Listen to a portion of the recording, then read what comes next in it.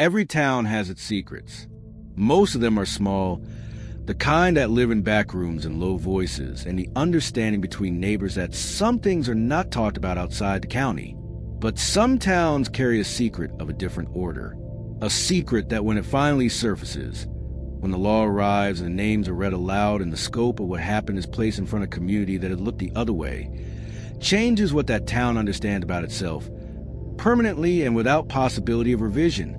Harlan Creek, West Virginia, sits in Caldwell County, in the southern coalfields, a region that has been economically gutted and periodically revived and gutted again for over a century, in cycles that track the price of coal and the decisions of companies headquartered in cities that Harlan Creek's residents have mostly never visited. In 2006, the Caldwell Creek mine, the town's primary employer for 40 years, closed. The closure was announced in a letter. 412 jobs ended.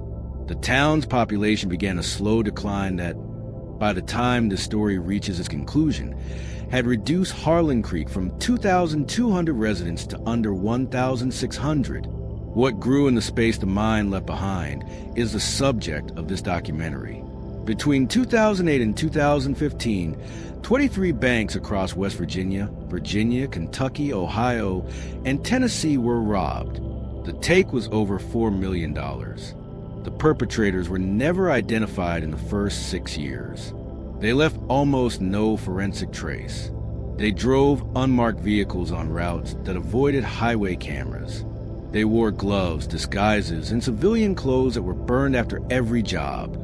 They operated with precision that investigators at the FBI's Charleston Field Office described, privately and repeatedly, as unlike anything they'd encountered in 2 decades of bank robbery investigation. They were, in the truest sense, professionals, and almost all of them had grown up in the same hollow in West Virginia, had gone to the same school, had worked the same mine, had lost the same thing when the same letter arrived in 2006. This is the story of the Harlan Creek Robbery Network. It is a story about what happens when professional discipline is applied to criminal enterprise. It is a story about a community's complicity, its willful blindness, its transactional silence, its complicated relationship with men it had known since childhood who were doing something preferred not to examine. And it is a story about the moment when professional criminals make the decision that changes every calculation they have ever made. It is, above all, a story about a woman named Carol Sims, who went to work one morning and did not come home, and about the fact that Carol Sims was the moment that Harlan Creek could no longer look away. The Caldwell Creek mine opened in 1961. It employed, at its peak in the late 1970s, over 600 men. By 2005, that number had fallen to 412, reduced by automation, by declining seam quality, and by the slow rationalization of an industry that had been consolidating for decades. The closure letter arrived on a Thursday in November 2006. Mine management had known it was coming for 6 months. The workforce had suspected it for longer. But suspicion and certainty are different things, and when the letter was distributed, one to each current employee, mailed to their home addresses in what the company's communications director had apparently considered a less difficult delivery method than a meeting, the certainty arrived of violence that the prior suspicion had not prepared people for. The mine would close in 60 days. Severance was offered. A retraining program was referenced in paragraph 4 of a 3-page letter. The legal obligations of the company were discharged. Harlan Creek went quiet that November in a way it had not been quiet before.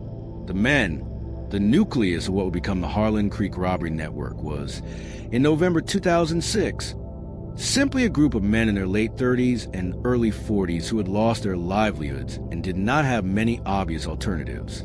Dale McCready, 38, had been a mine operations supervisor for 11 years. He was not a foreman in the traditional sense. He was technical. He understood machinery, scheduling, the coordination of complex multi-person operations under physical and time pressure. He had a mind that functioned well in conditions where most people's minds became slow. His colleagues described him as a person you wanted making decisions when things went wrong underground, because Dale McCready did not panic. He assessed. He acted. He was right more often than he wasn't. Ronnie Pratt, 36, had been a mine electrician, precise, methodical, someone who understood systems, how they connected, where they were vulnerable, how to move through them without disturbing them. He and McCready had worked together for 9 years. They were not close friends in the social sense. They were something more efficient than that. Two people who trusted each other's competence completely. Terry Boone, 40, was the largest man most people in Harlan Creek had ever met in person. 6'4", broad, the kind of physical presence that changed the energy in a room simply by entering it. He had worked as a shaft operator for 16 years. He was, by all accounts from those who knew him, one of the gentlest people in the county. He coached youth baseball. He made furniture in his garage on weekends and gave it away to people who needed it. He was not a man anyone who knew him would have described as dangerous. Carl Winslow, 35, and Pete Decker, 39, completed what would become the Core Five. Winslow had been a mine safety officer, the man who understood every regulatory requirement, every inspection procedure, every official protocol. Decker had driven heavy equipment for 20 years. He was, investigators would later note, the best-willed man they had ever documented in a bank robbery case. These 5 men had, between them, over 90 years of professional experience in an industry that demanded precision, discipline, physical coordination, and the capacity to work in conditions of genuine risk without losing operational focus. The mine had given them all of that, and then the mine had taken itself away. The 18 months between the mine's closure in January 2007 and the first robbery in March 2008, there is a period of 14 months during which the men who would form a network were, to all outward appearances, doing what displaced workers do: applying for jobs, collecting severance, attending the retraining seminars that the state offered, and that most found practically useless for men in their late 30s with highly specific industrial skills and no college degrees. What was actually happening in those 14 months, reconstructed through digital records, financial records, and the testimony of several individuals at trial, was a conversation, long, careful, conducted mostly in person rather than by phone or message. McCready and Pratt, initially, then Boone, then Winslow and Decker. A conversation that began as "what are we going to do?" and gradually, incrementally, became something with a specific answer. The first robbery was planned over a period of 5 months. McCready applied his operations background to problem as if it were a mind shift. Personnel, logistics, contingencies, communication. He was meticulous. He was patient. He did not move until he was certain every component of the plan was as solid as he could make it. The First National Bank of Moorfield, Hardy County, West Virginia, March 14, 2008. 3 minutes and 40 seconds. $62,000. 0 witnesses able to provide useful identification. 0 forensic evidence recovered. The Harlan Creek Robbery Network had begun. Between 2008 and 2014, the Harlan Creek Robbery Network carried out 20 robberies, an average of fewer than 3 per year, a frequency that McCready had deliberately calibrated to avoid triggering the FBI's threshold for regional pattern identification. The gaps between jobs were long enough that investigators in different states often did not connect the crimes at all, let alone connect them to a single operating group. The system McCready had built was, investigators would eventually conclude, as close to operationally perfect as any robbery network they had encountered. Not because it was complicated, because it was disciplined. The rules. The network operated under a set of rules that McCready had established at the outset and enforced without exception. Investigators reconstructed these rules from Pratt's testimony, from Winslow's cooperation agreement, and from a notebook found in McCready's home that, in his own handwriting, in the careful block letters of a man who had spent 2 decades filling out mine operations logs, laid out the operational principles of the network in terms that were more systematic than anything his FBI investigators had seen outside of organized crime structures with decades of operational history. Rule 1. Never operate within 100 miles of Harlan Creek.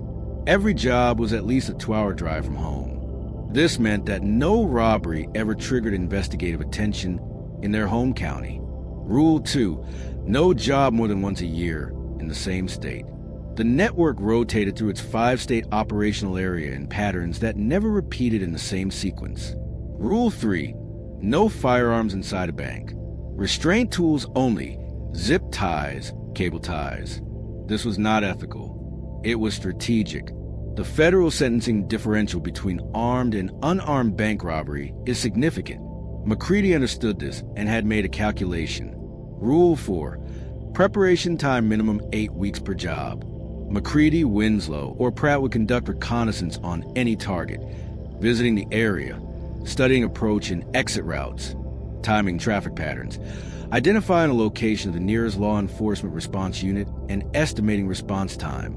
No target was approved that did not meet a specific set of criteria. Rule 5. Operational silence. Nothing about the network was discussed on any device. No calls, no texts, no emails. Coordination was in person only. McCready had applied the mine's communication protocols, where sensitive operational matters were handled in person on site in a controlled environment, to the network's planning. Rule 6. Money was cleaned slowly. No sudden lifestyle improvements. No large purchases. Cash was absorbed into the local economy through small transactions over extended periods. McCready had worked out a distribution model for this. It was, investigators noted, more sophisticated than the tax avoidance strategies used by many legitimate small businesses. The personnel. The core 5 were the operational team. But the network was larger than 5 people. And this is the element of the Harlan Creek case that had the most significant implications for the town itself. The network required support infrastructure, vehicles that could not be traced, safe staging areas, equipment storage, and, in at least 3 documented cases, advanced intelligence about specific targets that could only have come from someone with local knowledge of the target community. This support came from Harlan Creek, from people who knew the Core 5 and who participated in the network's operations not as robbers, but as what investigators would eventually call enablers, a category that, when the prosecution was assembled, included 6 additional individuals ranging from a car dealer who provided clean vehicles to a retired banker whose specific knowledge of branch security protocols was used to evaluate potential targets. Some of these people knew exactly what they were enabling. Some had convinced themselves, with varying degrees of effort, that they didn't fully know the law. Specifically, the federal conspiracy statutes under which all 12 network members were eventually charged did not consider the distinction between these 2 positions to be particularly important. Harlan Creek and the money, the economic impact of the network on Harlan Creek, is one of the most uncomfortable elements of this case, and one that investigators spent considerable time documenting. Over 7 years, an estimated $800,000 in network proceeds entered the Harlan Creek local economy, not as large deposits or visible wealth, but as a steady, distributed stream of cash that kept a small diner open when it should have closed, that paid for a church roof repair that the congregation couldn't otherwise have funded, that kept 3 or 4 local businesses operating at margins that made no economic sense without an explanation that nobody was offering. Harlan Creek needed the money. The town had lost its primary employer. Its remaining residents were, many of them, genuinely struggling. The moral calculus that McCready's network represented to its community was not abstract. It was, do you ask questions about where this money comes from? Or do you keep the lights on? Most people chose the lights. There's a version of this story that is simply about criminals, about men who chose crime and the consequences of that choice. But the full version of the story is about what happens to the ethics of community when its economy is removed, when the normal structures of earning and spending and contributing are taken away, and something else comes in to fill the gap, not because the community is corrupt, because the community is desperate, And desperate communities make choices that comfortable ones never have to. The Harlan Creek Network avoided federal pattern identification for 6 years for several reasons that Special Agent Rachel Thorne, the FBI agent who would ultimately lead the investigation, later detailed in court testimony. First, the geographic spread. The 20 robberies conducted between 2008 and 2014 spanned 5 states. Each state's field office initially processed cases in its own jurisdiction. Cross-state pattern matching required a specific flag in the Vice EAP system. The FBI's Violent Criminal Apprehension Program and the Harlan Creek Network's robberies, while methodologically similar, did not produce the kind of identifiable physical or behavioral signature that typically triggers a Vice EAP cross-match. Second, the time gaps. With fewer than 3 robberies per year, and robberies spread across 5 states, the intervals between events in any single state were long enough that investigators often did not connect them as part of an ongoing series. Third, no forensic signature. No DNA recovered from any scene. No usable fingerprints. Witness descriptions that were consistent with the disguise protocol.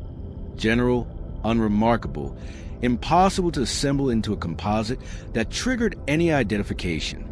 Thorne was assigned to what was internally designated the Appalachian series in September 2013, 5 years after the first robbery, at a point when 15 confirmed robberies had occurred and no suspect had ever been seriously identified. She arrived at the Charleston Field Office from a financial crimes posting in Washington and brought with her a background in organizational analysis that would prove, ultimately, to be what broke the case: the analytical break. Rachel Thorne's approach to the Appalachian series was different from the investigative approaches that had preceded her in 2 significant ways. First, she stopped trying to identify the perpetrators through the robberies themselves. The robberies were clean. The forensic record was almost nothing. Working from the crime scenes forward had produced 6 years of very little. She reversed the question. Instead of asking who did this, she asked who could do this. She built a profile not of the criminals as individuals but of the organization, its structure, its capabilities, its constraints, and what kind of background would produce people with the specific skill set the robberies demonstrated. Second, she had the financial analysis team map the post-robbery cash flow, not the large-scale movement. There wasn't any. The small-scale movement, the slow, distributed introduction of cash into local economies in patterns that slightly exceeded what the documented income of those communities could explain. She was looking for places where money appeared without a visible source. Both analytical threads pointed independently to the same region, the same county. Within 14 months of Thorne's arrival, the investigation had Caldwell County, West Virginia, as its geographic focus. It did not yet have names, but it had a place. The surveillance begins. In November 2014, the FBI's Charleston Field Office opened a physical and digital surveillance operation targeting Caldwell County. The operation was conducted with exceptional discretion. Thorne had specifically requested that no operational footprint be created that might alert the network to increase federal attention in the area. What the surveillance produced over the following 3 months: financial data, vehicle movement patterns, communication metadata, property records, was a picture of the network's support infrastructure: the car dealer, the retired banker, 2 individuals whose financial patterns were inconsistent with their documented income by margins that were, in Thorne's phrase, too exact to be coincidental. The precision of the cash management was itself evidence of a specific kind of professional mind at work. Thorne had a list of 9 names by February 2015. McCready's was at the top. She had enough for surveillance. She did not yet have enough for arrest. She needed one more thing. She needed a job. She needed the network to operate one more time, under FBI observation, in conditions that would provide the prosecutable evidence that the 6 preceding years had not. What she did not know, what nobody knew in February 2015, was that the network was already planning its 21st robbery, and that McCready had, for the first time in 7 years, broken one of his own rules. The 21st robbery of the Harlan Creek Network was planned against the First Farmers and Merchants Bank of Bridger Falls, West Virginia, a community bank serving a rural area in Monongalia County, approximately 140 miles from Harlan Creek. It was selected in McCready's standard fashion, researched, evaluated, and approved against the operational criteria he had established in 2007. There was one deviation from protocol on this job, one departure from the rules McCready had enforced without exception for 7 years. And it is the deviation that defines the trajectory of everything that follows. McCready had, in the planning of the 21st job, agreed to bring in a 6th operational member. His name was Travis Cole, 31, the youngest member ever involved in a network operation, the son of one of the network's peripheral enablers, and a man whose inclusion McCready had resisted for over a year before circumstances. A specific need for a second driver on this particular job due to the exit route complexity had led him to relent. Ronnie Pratt had objected to Cole's inclusion. He said so in his FBI debrief, and he said it clearly. He said Cole was not stable in the way the others were stable. That Cole had a quality of unpredictability that was inconsistent with the network's operating principles. He said McCready had disagreed. He said McCready had said Cole was young and would be managed. The morning of April 18th, 2015. April 18th, 2015. The First Farmers and Merchants Bank of Bridger Falls opened at 9 a.m. It was a Saturday, lighter traffic than a weekday, which the operational plan had accounted for as a positive factor for exit speed. There were 7 bank staff on duty. There were, at the time of entry, for customers in the branch. The Harlan Creek Network arrived at 9:47 a.m.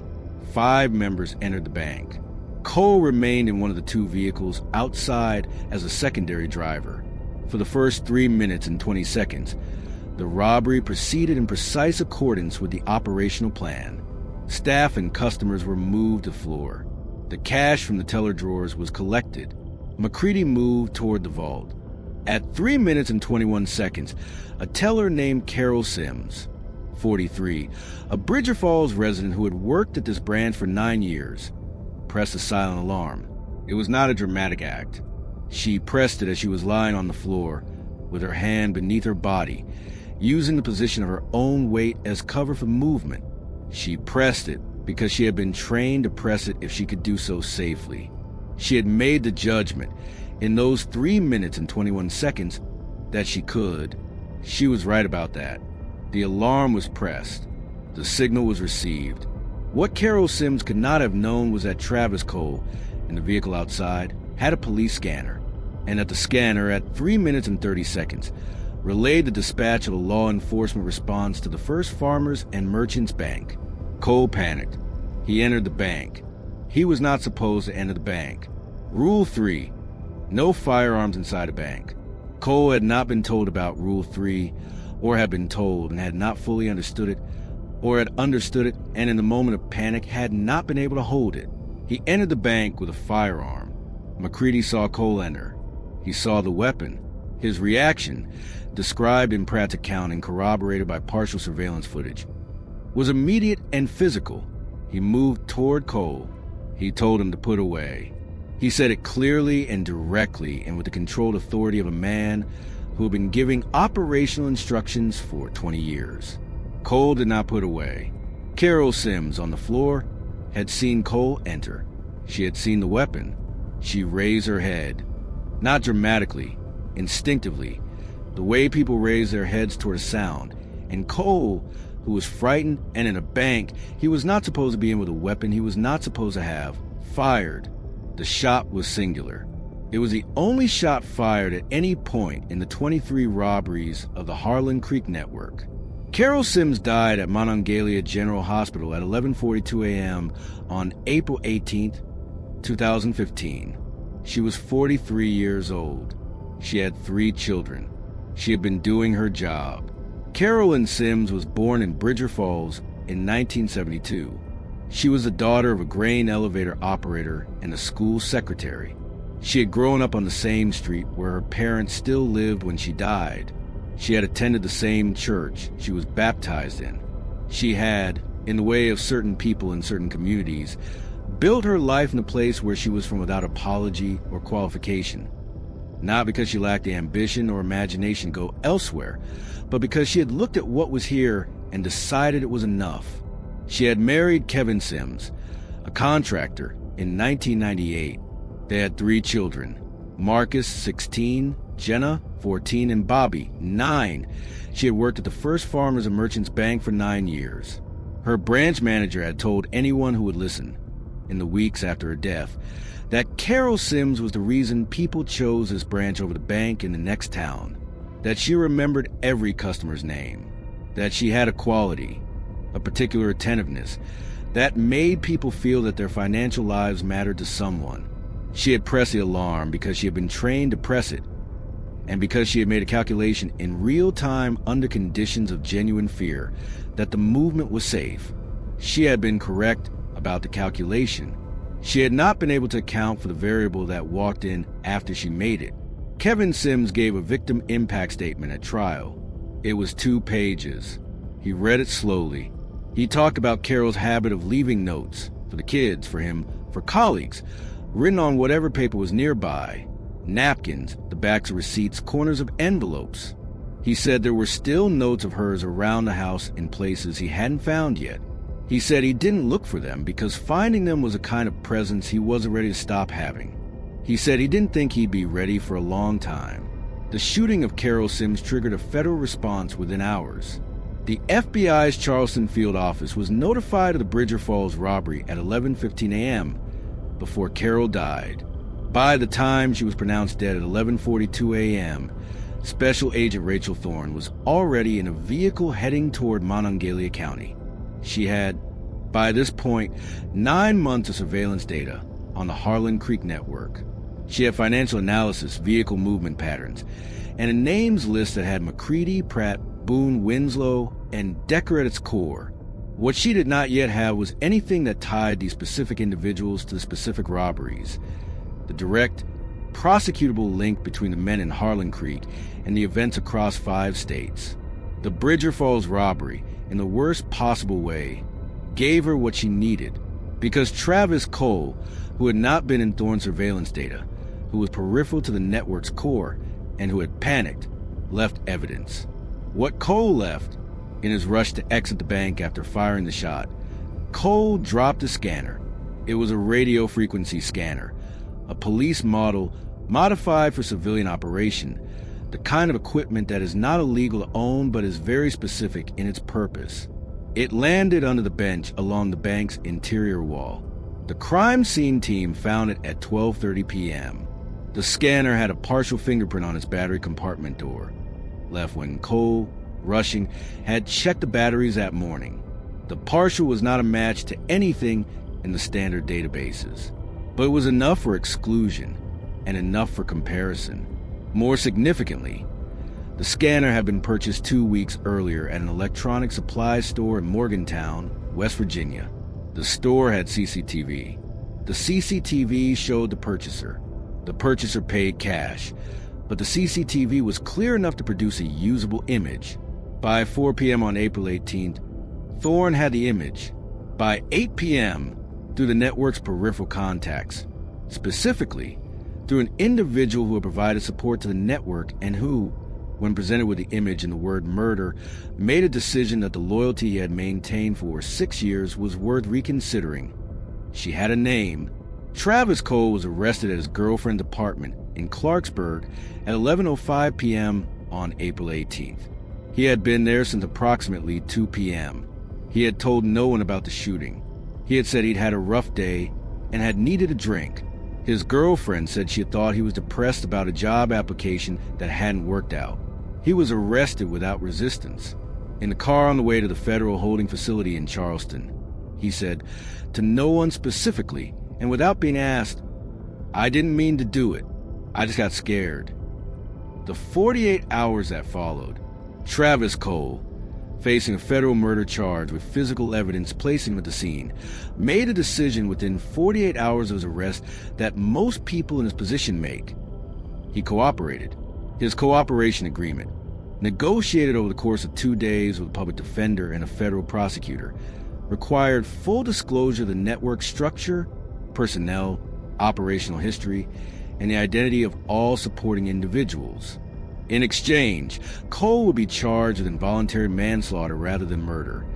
The federal prosecutors accepted this characterization based on a stated panic and the absence of premeditation, and his cooperation would be presented to the sentencing judge as a mitigating factor. Cole gave investigators everything: the names, the dates, the rules, the money, the car dealer, the retired banker, the community members who had received cash and asked no questions. He gave them, in 11 hours of recorded testimony over 2 days, the complete architecture of the Harlan Creek Robbery Network as he understood it. The arrest warrants for Dale McCready, Ronnie Pratt, Terry Boone, Carl Winslow, and Pete Decker were issued on April 21st, 2015. All 5 were arrested on the morning of April 22nd in coordinated raids across Caldwell County. 7 supporting network members were arrested the same day. In 72 hours, a network that had operated for 7 years without a single arrest was gone. The arrest of April 22nd, 2015 did not shock Harlan Creek in the way that the arrest of a stranger would shock a community. The community had known, to varying degrees, in varying configurations of knowledge and willful ignorance, that something had been operating. The shock was of a different kind. It was the shock of the private becoming public. The shock of the thing that has been understood but not spoken becoming the subject of federal indictments and national news coverage. The FBI's investigation of the network's supporting members, the 7 arrested alongside the Core 5, produced significant anxiety in a community that understood its own financial connections to network. Many residents had received cash, directly or indirectly, without asking its provenance. Some of those transactions were potentially chargeable under federal conspiracy statutes. Many were not, but the ambiguity was sufficient to produce a silence in Harlan Creek that reporters noted as striking when they arrived in the days after the arrests. Nobody wanted to talk, not because they had nothing to say, because everything they might say could be used. The community's testimony.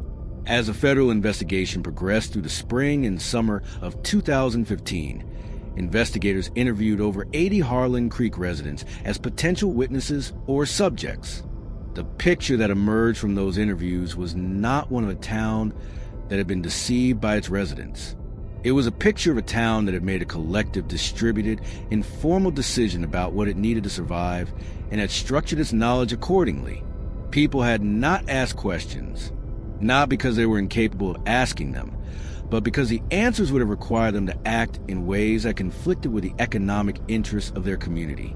This was not a simple moral failure. It was a complex, economically mediated form of community self-preservation that the federal investigators understood perfectly well and found, they said, deeply uncomfortable to prosecute. The town's loss. It is worth being precise about something that was easy to lose in the national coverage of the arrests. Harlan Creek lost something real when the network was dismantled, not something it should have had, but something real.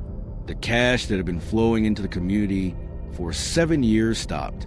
The businesses that had been surviving on the margins of that cash flow faced an immediate and practical crisis.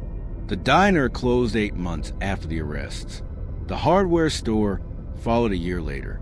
The church roof fund, which had been more than half funded by a donation from a network-connected source, was quietly canceled. The economic argument for the network's existence, the unspoken justification that had allowed a community to look away for 7 years, was, in the aftermath, visible in its full complexity. The money had been real. The need it had met had been real. The crime it had come from had not been a victimless one, and the death of Carol Sims made that undeniable. But the absence it left was also not nothing.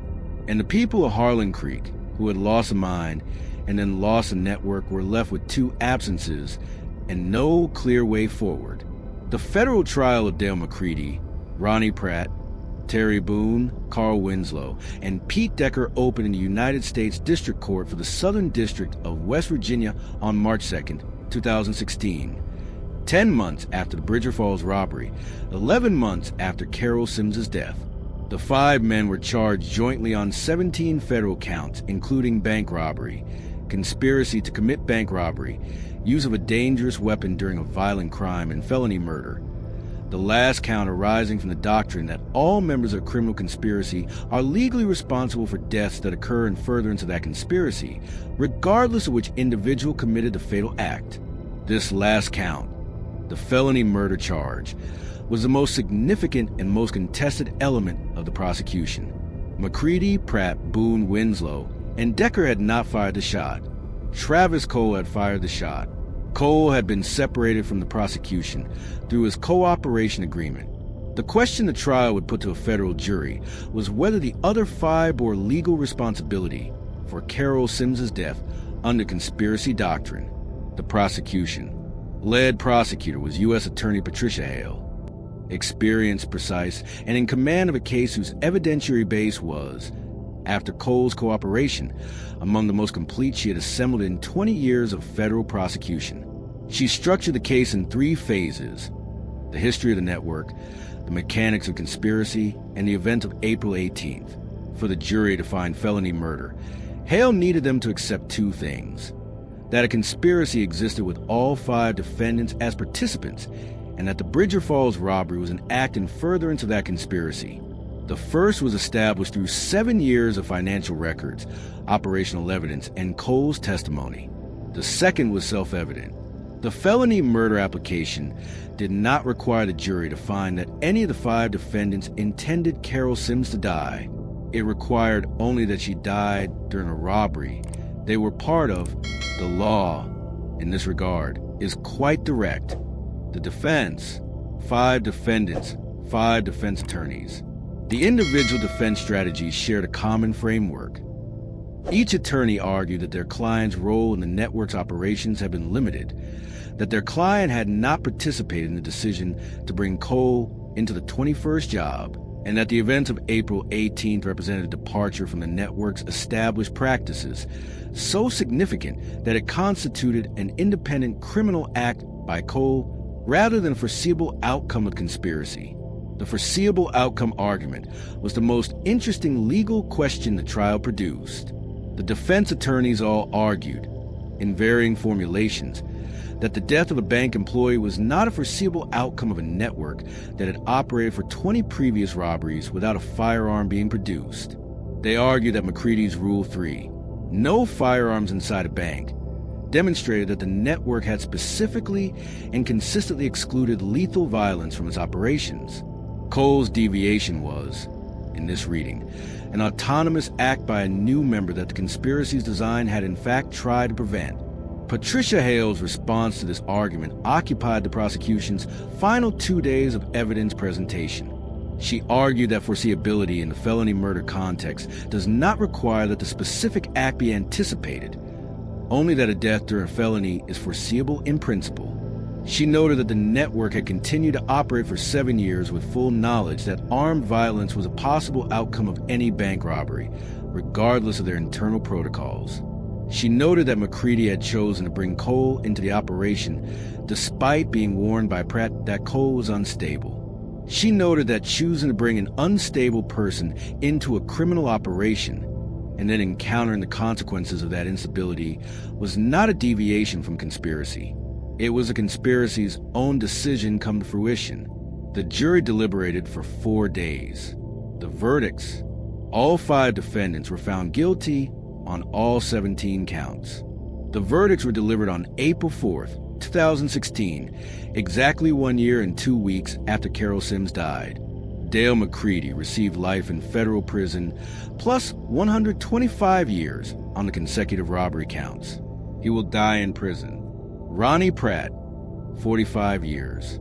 He is eligible for consideration at the age of 81. Terry Boone, 40 years. His attorneys had argued his peripheral role in the planning.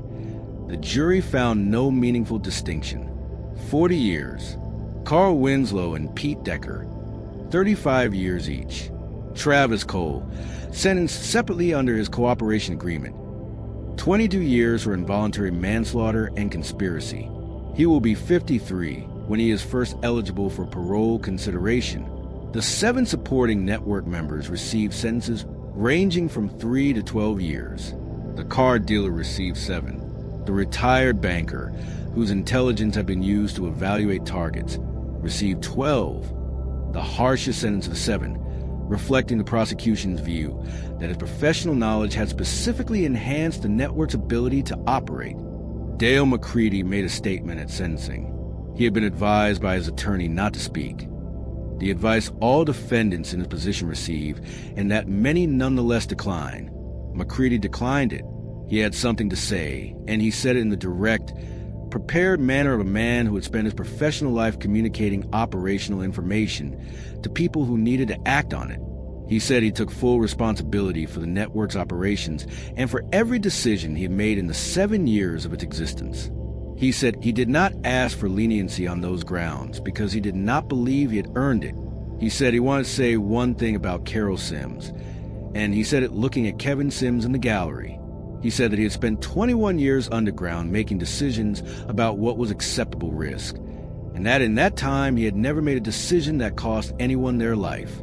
He said that in 7 years of a different kind of operation, he had also never made that kind of decision, and that what happened in Bridger Falls on April 18th was something he thought about every hour and would think about for the rest of his life.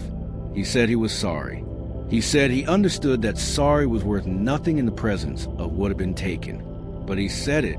Kevin Sims, when asked by a reporter on the courthouse steps whether McCready's apology had meant anything to him, stood for a moment and then said, "He made every decision that led to that morning. You don't get credit for regretting the last one." That sentence has been quoted in several law review articles written about the Harlan Creek case and the application of felony murder doctrine to conspiracy networks. It is, in its clarity and its weight, the most precise summary of the legal and moral reality of the case that anyone produced in the entire proceeding. Harlan Creek, West Virginia, has a population of approximately 1,580 as of the most recent available count. It has lost nearly a third of its residents since the mine closed in 2007. The diner closed in January 2016. The hardware store in 2017. The elementary school consolidated with a neighboring district in 2019. The church is still open. The town is not defined in its own daily life by the network or its prosecution. Life continues in the way that it continues in small American communities that have absorbed losses, quietly, practically, with a particular resilience of people who have never had the option of not being resilient. There are people in Harlan Creek who will tell you that Dale McCready was a criminal who brought disaster to their town. There are people who will tell you that he was a man who did what he believed was necessary for his family and his community after the economy that was supposed to support them was taken away. These two things are not mutually exclusive. They are both true simultaneously, and the discomfort of that simultaneous truth is something the case has never fully resolved. The men inside, Ronnie Pratt, in a letter sent to a local journalist 2 years after his sentencing, wrote that the thing he thought about most was not the robberies and not the trial, but a specific afternoon in the winter of 2007, in the month after the mine closed, when he and McCready had sat in McCready's truck at Denver Road and looked at the valley below Harlan Creek and talked about what they were going to do. He said he thought about the person he had been in that truck, the choices that had still been available, the paths not taken, the specific moment at which a question became an answer. He said he was not asking for sympathy. He was asking, he said, for people to understand that the moment in the truck was the case. Not the robberies, not Bridger Falls. The moment in the truck, in the winter of 2007, was where it all began and where it could have ended differently. Terry Boone, in a separate interview published in a West Virginia news magazine, said only one thing that was quoted widely, that he wished he had stayed a furniture maker. He said he'd been good at it. He said the furniture was still in people's houses. He said he thought about that. Carol Sims. Kevin Sims and his 3 children remain in Bridger Falls. Kevin completed a project in 2018 that Carol had been planning before her death. The renovation of their back porch, which Carol had wanted to turn into a year-round family space. He did it himself over the course of a summer. He said in a brief interview that he had followed, as closely as he could reconstruct it from her notes, exactly what she had wanted. He said the porch was used every day. Marcus Sims, 16 at the time of his mother's death, graduated from West Virginia University in 2022. He is studying for a law degree. He has said publicly that he intends to work in federal prosecution. Carol Sims is still remembered at the First Farmers and Merchants Bank of Bridger Falls by colleagues who were there that morning and who are still there. A small plaque inside the branch reads, "In memory of Carol Sims, who served the community with dedication, warmth, and courage." The plaque was funded by the branch's customers, who collected the money in the weeks after her death in a way that suggested they had all been waiting for a way to say what they hadn't been able to say clearly enough while she was alive. Bank robbery is often treated in popular culture as a victimless crime, a transaction between daring individuals and faceless institutions. The Harlan Creek case is a complete refutation of that idea. Behind every vault door, every teller window, every branch in every town and every county, there's a Carol Sims, a person doing their job, a person who pressed an alarm because they were trained to and because they were brave enough to, a person who did not deserve what followed. The money is never worth it. It was never worth it. The problem is that the men who take it have often already decided that the money is not even the point, that what they're taking back is something that was taken from them first. That logic does not make them right. But understanding it is the only honest way to understand how something like this begins.